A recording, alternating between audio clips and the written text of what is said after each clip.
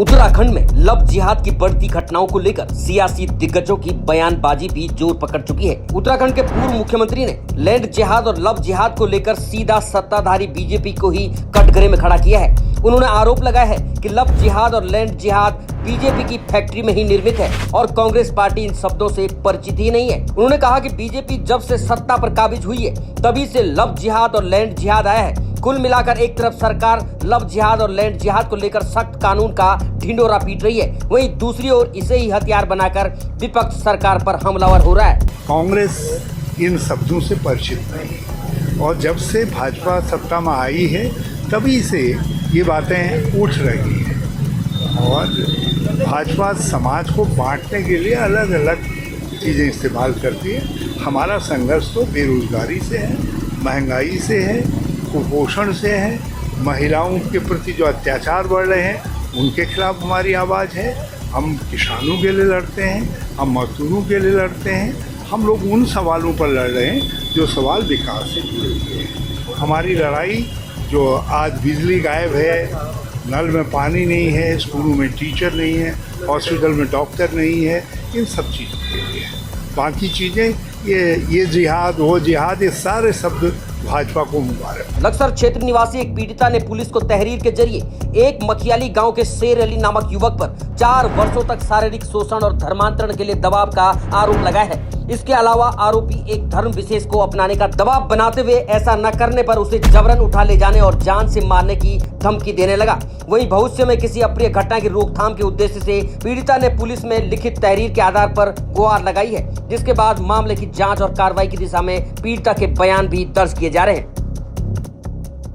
एक शेर अली नामक युवक है, उसने एक युवती को बहला फुसलाकर उसको कुछ खिलाया है और 4 साल से उसके साथ शारीरिक संबंध बना रखे हैं और लड़की बड़े डिप्रेशन में है। डिप्रेशन में आने के बाद लड़की ने हमारे से संपर्क किया और हमने उसकी मदद का वादा किया था और आज वो लड़की अपने हाथ से तहरीर लिखकर यहाँ पर आई है और न्याय के लिए अपनी गुहार लगा रही है और देखते हैं शासन प्रशासन क्या करता है। और हम चाहते हैं कि न्याय हित में उसके लड़की को न्याय मिले और पुलिस अपनी कार्रवाई पूरी करे। देखिए, उत्तराखंड सरकार इस विषय को लेकर बहुत गंभीर है और धामी जी ने भी ये कहा है कि भाई लव जिहाद के मामलों पर रोक लगाई जाएगी।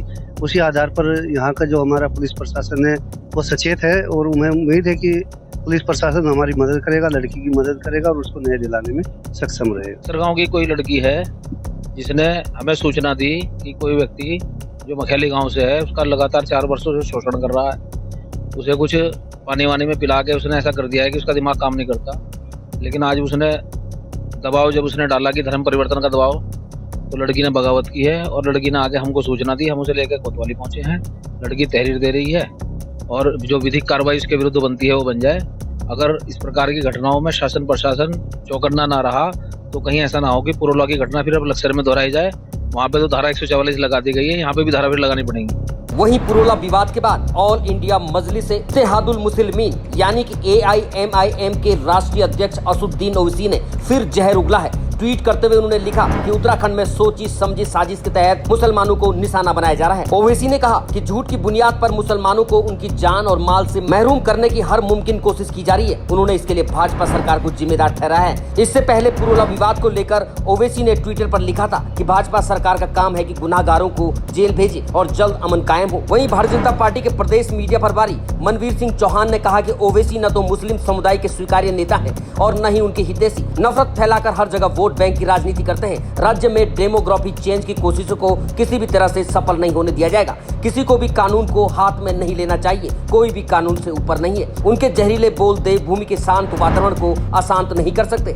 बताओ नरेंद्र मोदी, बताओ अमित शाह, बताओ उत्तराखंड की बीजेपी की सरकार आज तुम्हारी नाक के नीचे खड़े होकर भारत की सबसे बड़ी अक़लियत मुसलमानों से इस तरह की धमकियां दी जा रही है ये वो भारत नहीं है जिसको हमारे बुजुर्गों ने अंग्रेजों से आजाद करवाया था। ये जो मौजूदा भारत है ये वो भारत नहीं है जिसको सन 57 की जंग आजादी में हमारे बुजुर्गों ने अपने खून से सरजमीन को लाल किया था।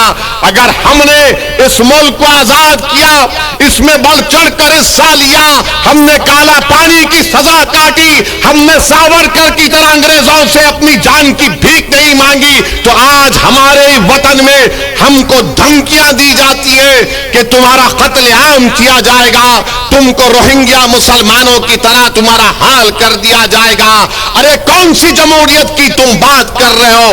कौन से संविधान की मोहब्बत में तुम काम कर रहे हो कि एक को भी गिरफ्तार नहीं करते, एक को भी गिरफ्तार नहीं करते। उत्तराखंड का जो सौहार्दपूर्ण वातावरण है उसको दूषित करने का किसी को अधिकार नहीं है।